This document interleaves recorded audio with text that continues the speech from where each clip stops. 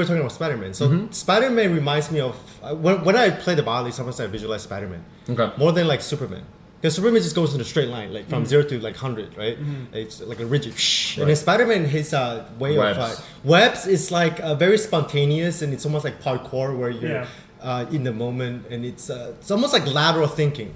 It's cerebral. You have to be like almost not thinking too much of it, but open yourself to the possibility. So with the web, he shoots out the web and try to like he has to hit a target. There's a target. So my fingers is almost like Spider-Man, because like when I hit a note, because like on the fingerboard, the violin, there's no fret. Yeah. Right. So on the piano or on the guitar, it's a fret. Right. So like the line tells you what the note is. Of course. The violin, there is no line. So the fingerboard, so like you have to imagine a piano. The piano is this big, and you condense it to the size of the fingerboard of the violin, and so the space in between, let's say, the note C and the note D, it's much smaller. It's much smaller. It's like a millimeter difference would break the piece. So it's like a difference between a C and a D is only a millimeter. So if you miss that, if you're a concert violinist, that's death. Precision is king. So Spider-Man, you miss the building, you're dead. You're dead. Yeah, so that's a perfect analogy. The only way that you could hit the note is if you warp your mind into something else. Because if you only imagine the space in and of itself physically as it appears on the fingerboard, you miss it. Right. But your mind has to be small. Yeah. So your mind has to be, instead of jumping only a centimeter or a millimeter apart, you have to imagine jumping from like a building to another building. Empire State Building to like, what is another building that's like? Another big ass building. Another universe. Yeah. So if you can expand your mind into another dimension and think much broader than what it physically is, then you wouldn't miss it. I think Sorry, I think as a drummer even... that's the aesthetics of violin. Hitting the notes in between, it's like you have to almost detach yourself from the actual piece. Yeah. And then you have to look at, like, let's say the next measure, the next 4 measures. You have to say, where am I going to land? Before it happens, right? Like, and so that almost takes a little bit of mental calculation. It's not conscious. Like, you're not consciously thinking about it. You can't be conscious. No, because there's too many things going on per second, right? Like, the human mind is only capable of so much, like, conscious thought. Like, even, like, lifting up your hand and moving your fingers, that's a very... like process intensive. There's a lot of things going on. If you're to try and break it down, difficulty doing that because they think of things in like minute, discrete units of time, right? But the same way, like just unrelated, like if you were to think about it in terms of music, the measure, you have to expand yourself out of the moment, and you have to say, I'm going to hit here, but you have to feel it as it goes. So whether you land on it or not is very dependent on like how connected you are and how into the measure. How far into the measure you can see, basically. You have to kind of like look ahead, basically. There's actually a study done through a fMRI machine that study how a violinist learned the piece of music. You first start out by activating the cerebral, the neocortex. Okay. So you're trying to learn the piece in a very logical manner. Trying to read the music, the sheet music, and you try to do all the calculation consciously. So that's the cerebral cortex. And then you move down. The information seeps down to the second part of the brain, which is the emotional part of the limbic system. Wait, is it limbic system? No. Wait, there's 3 parts of the brain, right? The cortex. Google it. The cortex and cameraman, Google the amygdala and the middle part, the emotional part. Not, I keep thinking. I think the limbic system is the last part. It's the alligator part. The one, not the medulla oblongata. The quote unquote unconscious part. So you see from the top, the very conscious part, the calculated part to the emotional part, and then finally the information or the knowledge seeps to the cerebellum. It's interesting. Cerebellum. The medulla. And then you play unconsciously. And the funny thing is that when the information is down here, which you really embody the music, when you play without thinking like Spider-Man, just unconscious doing it, what's funny is like that's the part of the brain that's been activated when the concert violin is going to a flow state. The automatic. And it's probably more pure essence. All the pure masters, they're not like. Yeah, they're not consciously. They've literally distilled all of the stuff that you like a beginner would have to consciously think of, and I think true mastery is taking all that stuff and making it automatic. Yeah, and the funny thing is, if you're at that stage, if you somehow started thinking about the piece from thanks, House, by the way. If you start thinking about the piece, once you activated your limbic your cerebellum. And then for some reason, maybe you start to think about it from the conscious part. You fuck up. Yeah. So you can apply that to gymnastics, to basketball, to jazz, to rap, to weightlifting. Imagine Clarence was telling me about how when he lifts, he doesn't think about it. Oh, he can't. No, he can't. If he thinks, imagine he's just doing the calculation. Oh, like, I'm gonna lift this 700-pound snatch. If he thinks about it, he's fucked. Yeah. Oh, you don't even break it off the ground. You're like, okay, I'm gonna put my weight on that. He can't even lift it up. You just think about it. Probably they say that all the time. Like you just think about learning a new movement. You're thinking so hard about the movement that it interferes with you actually doing it. It's almost like a detriment. Right? Yeah. Like I was just gonna say the only person that's ever said that I could think about when it comes to being an instructor would be Bruce Lee back in the day when he talked about the idea of whatever you innately got within you when it comes to he's talking about martial arts but it applies to anything, the steps of mastery. You got whatever you got, maybe innate talent, rhythm when it comes to music, lifting, you got some strength potential. Then you go through that long process of learning, right? So you have to wire into your brain how to lift, the notes, try and memorize. It's a very laborious process. We almost forget innately what you do. Like what comes natural to you might not be what you should be doing. Right. You go through that second step. And then the third step of mastery is the flow, where it's so now a part of you, the music, you understand it inherently, intuitively within you. Seeped into your balls, like Ali Hall says. Breathe into your balls. Yeah. You could do whatever you want, and you're much more fluid. And the biggest part, I think I could say, it's the truest concept of what you're trying to express. If you think too technical, if you think too hard on it, then it's not your genuine either emotion when you're playing, or it's not what you're trying to lift. Like you won't be able to execute the lift perfectly, or as you intend.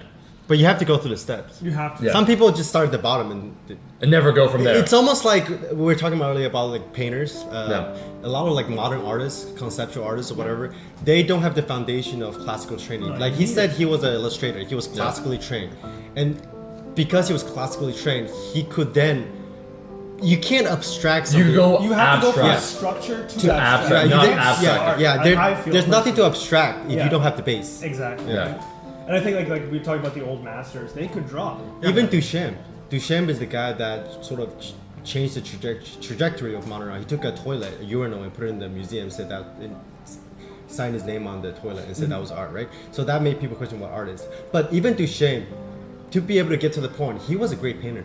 Fantastic. Yeah. So that idea of putting the urinal in the museum is aesthetic. Yeah. But somebody from an art school who never had the classic training, who wants to do conceptual art, would not be able to come up with an idea that would just fuck the whole artwork. And the problem is they see that as almost permission to say, do whatever you want. Yeah, do whatever you want. Anything is art. I'm sorry, like maybe I don't agree with that. No, I don't agree with that. I don't know. I'm old fashioned. I'm 32 now. Like I don't know if this is like the age where you like become cynical a bit. Like everyone's like, laments the kids these days. Kids these days, right? But like my whole philosophy is like, I'm sorry, not everything is art. Like I remember seeing if everything's art, nothing's art. If everything's art, nothing's art. They did that. Yeah. They had a couple of students put a pineapple at a. Do you see or hear about this? No. They had a couple of students go to some modern art gallery. They put a pineapple on one of the tables there, and they left it for like a day, and they came back and someone had put a glass enclosure on it. Yeah, it's been done. If it's done for the first time, it's cool, but it's been done. Like, I almost feel with art too, in the sense when we talk about paintings, that people are modern art. They feel that they have to have so much freedom to express whatever they can express that you can't question then the art. Yeah. So the same idea with the pineapple, it's there, it's within the gallery, whatever. It must be a part of the gallery rather than just context is key, right? Yeah, that's just a pineapple, right? Yeah. But and more to the point when we're talking about all this art, is the role then maybe these days, and that's what people miss about some of those dudes like Andy Warhol when they talk about pop art or whatnot, is the role of maybe marketing in art when we see things or how it's being marketed to us. Like we talk about designs, you do the designs with Rascal Apparel, right? And you talked about that going from ordered, like structured into an abstract thought. You don't just start with this abstract. You don't just take like a paintbrush like I'm just gonna go at it, right? You think about the concept and then you break it down to its simplest, maybe purest form. And there's no process. It's not like there's none of that, right? So I think it's potentially scary. What are your favorite artists, Frank? Like just artists in general? Like I'm talking about that's just too many. Well, off the just top start naming some. Right now, the name that popped out is Lucian Freud. Lucian Freud or Jenny Sibel. The reason why I like them is because they're very classical, but with just a hint of abstraction or a hint of distortion. It's like it's a little bit surreal, but not too much. Breaking reality just a little Just a bit. little bit, Yeah. because if you break it too much, Yeah. I think I'm not, when it comes to visual art, I grew up reading, comic books, graphic novels, all those things. So comic book artists were the big inspiration. they have for to me. know how to draw like They have- Michelangelo figures before they can draw Superman. I discovered Frank actually, which Love is Superman. really rare. Not a huge Superman fan, but his favorite Batman, correct me if I'm wrong, is Val Kilmer from Batman Forever. No. I know. Yeah, So, That- as long as no, they that's like draw- that's kind of like your obsession with Doom. Yeah, as like long- most people hated it, but there's some Dune? Dune. So the books transformed my life. Frank Herbert, the Muad'Dib, totally in on that. We could talk about David Lynch. That's the only film, let's say, of his early repertoire that I felt he missed the mark. It is hard, and we talked about that before. Yeah. When you get a really good filmmaker to do a big budget movie, studio restraints, all those things, it kind of falls apart. But and you're that's- saying it's you're interesting saying- you're leading to that bodybuilding because my goal physique is to be one of the pilots, like the big slug. Oh yeah, the When guild I- navigators. When I get to 105 plus, the They're weight class, hench, bro. I will become a guild navigator. That's your goal. That is my goal. I'm 5'7", and if I get to like 400 pounds, I will become I was the thinking last 500, true but just guild believe in yourself. navigator. But yeah, Val Kilmer. Val which is, Kilmer, why bro. do you like Val Yeah, Kilmer? you're gonna have to explain yourself. So George Clooney, Oh, you'd just be God. shot on sight. Like I think that'd be fair, Yeah. I Val think if Kilmer. George Clooney heard you say, "Hey, George Clooney, you're my favorite Batman," he would shoot you on sight. Yeah. I think it's the lips. That Oh, you mean the full- jaw? yeah, Looks yeah, like because he I looks, thought- he okay, looks the so- most. His jawline looks the most jaw, like no, Batman. yeah, no, not just Batman. Just like I like his lips, very juicy. He does have juicy Just lips. like because Batman, like I always look at the lips because like he That's said the only part everything. of his face Yeah, that's so exposed. like I compare like before when I was okay. So before Batman Forever came out, I was a big fan of the Tim Burton. movies. They were phenomenal. Yeah, Like they were yeah vibe. gothic. And then like the I don't know what's the actor's name like the Oh, they did Birdman. Michael Keaton. Michael Keaton's lips are just like They're very thin. they're very thin. They couldn't Yeah. suck no dick. Yes, they're very don't have thin. DSM. That man needs to suck some dick. No estrogen in there. You know definitely that? felt like he was a loner. Right. Where I mean, like Batman's always been a bit of a loner. I mean, he lives alone in a cave with an old man and a child. But in that movie, you truly felt like he was a bit more contemplative. You Yeah. know, like that's probably the most like into his own mind. I Yeah. felt. You know, and they actually did the stuff with the Riddler. Yeah. In that movie, which was really cool, and they got into a little bit of his psyche. Which they didn't do into Bale. So we talked about the whole dream sequences and like how you want to get into the mind of the superhero. Is there are no moments of transcendence, and when I'm talking about transcendence, it's not just like a dream sequence, which is obviously a moment of transcendence. Just like a moment that is totally sort of apart from everything else in the film. Just that one sequence in Batman versus Superman where Batman goes around and kill people, that was totally unexpected. That was a dream sequence. Yeah. I just wish that in Christopher Nolan's movie they explore the mind of Batman more and dig into his subconscious more. And then even in Inception, when it's about the mind, it's about the subconscious mind. When you go into the deepest area of Leonardo DiCaprio, Yeah, subconscious. the kicks, yeah. I don't see any Dali paintings. I don't see elephants with like BBCs. So it's like There's trunk- nothing that indicates that it's a It's- dream. yeah. It seems too real. yeah, it's fucking Dreams are it's supposed to be machine yeah. guns It's and supposed to be trains. surreal, but it's not yet. That's not how people. That's not- dream, yeah. No, I've known I've encountered dreams like that. I will say that's why I feel Interstellar is his best work, and I love it. I agree. Where Interstellar. bro, is Mr. Matthew McConaughey anchors that the fuck down with a very strong performance, a human element that's missing. Human element. My only part that I did disagree with, and I got all those things to pick apart, is at the end where he sees his daughter for the first time in 70 years, damn near communicated to her how to save civilization, sees her for the first time 70 years after he goes through a whole black hole, this crazy sequence, only love can transcend time.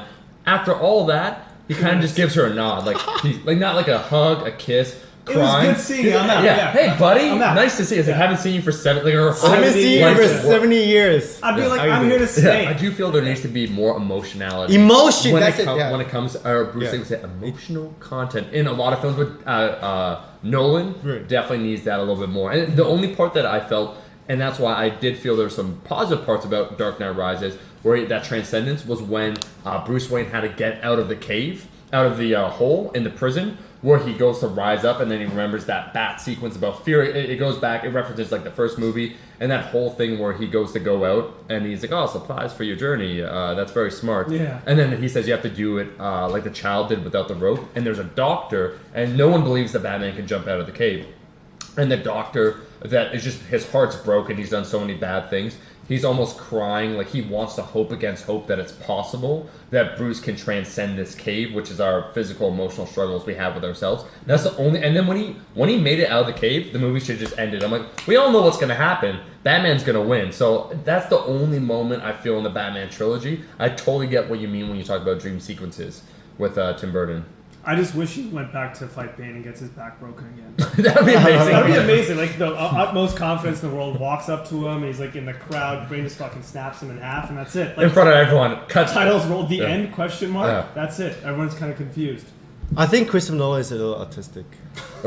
Autistic. You know how like Autistic or people, artistic? Autistic. Like you know Okay. how a lot of people who are really fucking good at math, they're super logical. Yeah. Like they're like left brain dominated, but they have no emotions. Yeah, And I feel like he's overly logical. too logical, Too gray, too logical, contrived. yeah. There's no little Gray can moments. describe a lot of his films.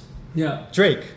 great. No, gray. Oh. Gray. Like the color gray. If we had to use a color to describe maybe. Just yeah. Even an emotional. We need some power. purple and some pink, and maybe a little bit of We need Dennis some, Rodman. like some more Joel Schumacher. Yeah. Comic books is would be a whole interesting genre to leap off of when we talk about the idea of evolution. So characters' evolution of when it comes to its mythology. Superman, Batman, how they start and how they actually end up. Wolverine, who he's now like the underdog. He's basically the Rocky of Marvel comic books, where he's the underdog hero, the short guy that has a lot of problems, kind of hates himself, some self-loathing and all these things. Gets his ass kicked in every episode of the cartoon.